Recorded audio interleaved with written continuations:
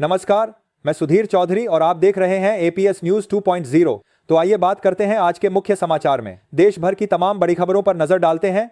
उससे पहले वीडियो को लाइक करके चैनल को सब्सक्राइब जरूर कर दें।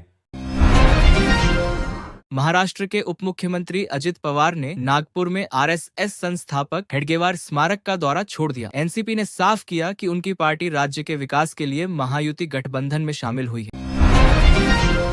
अहमदाबाद में एयर इंडिया की फ्लाइट क्रैश को 6 महीने हो गए हैं, पर मेघानी नगर में आज भी उस हादसे का खौफ कायम है। विजय मेडिकल कॉलेज के हॉस्टल परिसर में तबाही के निशान और जले अवशेष उस भयावह दोपहर की कहानी बयां कर रहे हैं। महाराष्ट्र के मुख्यमंत्री देवेंद्र फडणवीस ने विधानसभा में मुंबई को महाराष्ट्र का अभिन्न अंग बताया। उन्होंने चुनाव के दौरान अलगाव की बातों को खारिज किया। उन्होंने छत्रपति शिवाजी महाराज के सिद्धांतों पर चलने और डॉक्टर आम्बेडकर के संविधान का पालन करने पर जोर दिया। पश्चिम बंगाल सहित 5 प्रदेशों में ड्राफ्ट वोटर लिस्ट 16 दिसंबर को प्रकाशित होगी। मतदाता ऑनलाइन या ऑफलाइन अपना नाम चेक कर सकते हैं।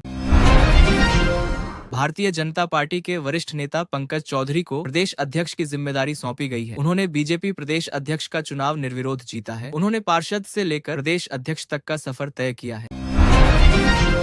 केरल निकाय चुनाव में एलडीएफ को मिली करारी हार पर पथनामथिट्टा में एक कार्यकर्ता ने अपनी मूंछ मुंडवा ली। एलडीएफ कार्यकर्ता बाबू वर्गीस ने पार्टी की हार पर अपने इस संकल्प को पूरा किया। दिल्ली में प्रदूषण के बीच आम आदमी पार्टी और बीजेपी के बीच राजनीतिक आरोप प्रत्यारोप का दौर भी जारी है, जबकि स्थिति लगातार बिगड़ रही है। आपके प्रदेश अध्यक्ष ने कहा, दिल्ली की सीएम को नहीं पता कि AQI क्या होता है। वह कहती हैं कि कोई भी इंस्ट्रूमेंट AQI माप सकता है। पश्चिम बंगाल के राज्यपाल CV आनंद बोस को साल्ट लेक स्टेडियम में मेसी कार्यक्रम के बाद प्रवेश नहीं मिला, जिसे उन्होंने संवैधानिक पद का अपमान बताया। इस घटना पर उन्होंने गहरा असंतोष व्यक्त किया और जांच की मांग की। सम्राट चौधरी ने कहा है कि लालू प्रसाद यादव की जब्त संपत्ति पर स्कूल खोले जाएंगे। यह बयान बिहार में राजनीतिक गर्मागर्मी का कारण बन गया है। जदयू ने इस बयान का समर्थन किया है, जबकि राजद इसे बदले की भावना से किया जा रहा काम बता रही है। दिल्ली के रामलीला मैदान से कांग्रेस की वोट चोरी की महारैली निकाली जानी है। महारैली के निकाले जाने के पहले यहां पर कुछ लोगों ने पोस्टर लेकर मोदी तेरी कब्र खुदेगी के नारे लगाए गए। महाराष्ट्र विधान परिषद की विशेषाधिकार समिति ने विधायक अमोल मिटकरी की छवि खराब करने के आरोप में 4 पत्रकारों को 5 दिन की जेल की सिफारिश की है। सत्यलाधा यूट्यूब चैनल से जुड़े इन पत्रकारों पर झूठी खबरें फैलाने का आरोप है। केरल के तिरुवनंतपुरम में बीजेपी ने स्थानीय निकाय चुनावों में शानदार जीत दर्ज की है। 45 साल के लेफ्ट के शासन को समाप्त किया। अब सवाल उठ रहा है कि क्या केरल की पहली महिला IPS अधिकारी आर श्रीलेखा यहाँ की मेयर बन सकती हैं? अल फलाह यूनिवर्सिटी ने प्रोफेसर और अन्य पोस्टों के लिए वैकेंसी निकाली है। दिल्ली बम धमाके में अल फलाह यूनिवर्सिटी का link white collar terror module से जोड़ा गया था, जिसके बाद यूनिवर्सिटी की छवि और इसमें पढ़ने वाले छात्रों की पढ़ाई पर असर पड़ा है। असम के मुख्यमंत्री हिमंत बिस्वा शर्मा ने लियोनेल मेसी के कोलकाता दौरे के दौरान हुई अफरा तफरी को लेकर पश्चिम बंगाल सरकार पर कड़ा प्रहार किया है। उन्होंने राज्य में कानून व्यवस्था के चरमराने और VIP कल्चर को इसका जिम्मेदार ठहराया। दिल्ली में प्रदूषण खतरनाक स्तर पर पहुंच गया है। यहां पर रविवार को एक QI 450 पार कर गया। जहरीली धुंध की मोटी चादरों ने दिल्ली के कई इलाकों की विजिबिलिटी को भी काफी कम कर दिया। कांग्रेस दिल्ली के रामलीला मैदान में वोट चोर गद्दी छोड़ रैली कर रही है। राहुल गांधी के नेतृत्व में यह अभियान चुनाव आयोग और भाजपा पर वोट चोरी व चुनावी धांधली के आरोपों के खिलाफ है। पार्टी का लक्ष्य लोकतंत्र बचाना और जनता को चुनावी प्रक्रिया में कथित हेरफेर के प्रति जागरूक करना है। भारतीय जनता पार्टी के उत्तर प्रदेश अध्यक्ष पद के लिए पंकज चौधरी ने अपना नामांकन दाखिल कर दिया है। नामांकन के बाद उन्होंने कहा कि परिणाम की घोषणा 14 दिसंबर को होनी है। केरल निकाय चुनाव में इस बार चौंका देने वाला रिजल्ट सामने आया है। भारतीय जनता पार्टी नेतृत्व वाले NDA ने जहां राज्य की राजधानी तिरुवनंतपुरम में एकमात्र नगर निगम जीतकर इतिहास रच दिया, तो वहीं कांग्रेस नेतृत्व वाली UDF ने 4 नगर निगमों पर कब्जा जमाया है।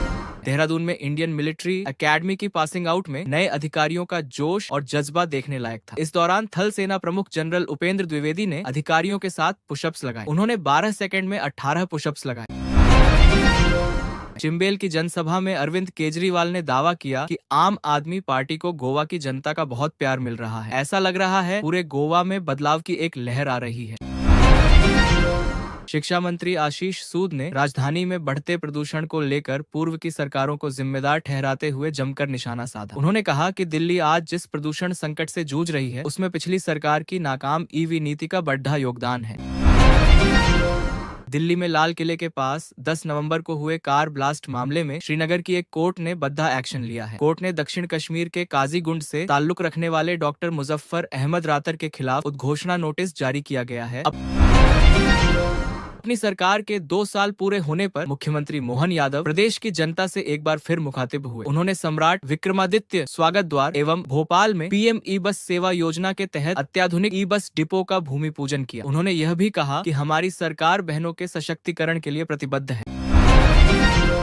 ट्रायल के आधार पर इसी साल केंद्रीय औषधि मानक नियंत्रण संगठन ने सुपरनोवा स्टेंट को भारत में नियमित उपयोग की मंजूरी दी। ये पहली बार है जब किसी स्ट्रोक डिवाइस को पूरी तरह भारतीय क्लिनिकल ट्रायल के आधार पर स्वीकृति मिली है। ईडी ने कफ सिरप की अवैध तस्करी और मनी लॉन्ड्रिंग से जुड़े एक बड़े नेटवर्क का पर्दाफाश किया है। देश भर में 25 ठिकानों पर छापेमारी में 189 बोगस फर्मों के जरिए 450 करोड़ रुपए के अवैध लेन देन और करोड़ों के लग्जरी सामान जब्त किए गए। आतंकी संगठन जैश ए मोहम्मद के सरगना मसूद अजहर से जुड़ा एक सनसनीखेज ऑडियो सामने आया है। सोशल मीडिया पर वायरल हो रहे ऑडियो में जैश ए मोहम्मद का सरगना मसूद अजहर कह रहा है कि उसने जम्मू कश्मीर की कोट भलवाल जेल में बंद रहने के दौरान अपने साथियों के साथ मिलकर जेल से फरार होने के लिए एक सुरंग बनाई।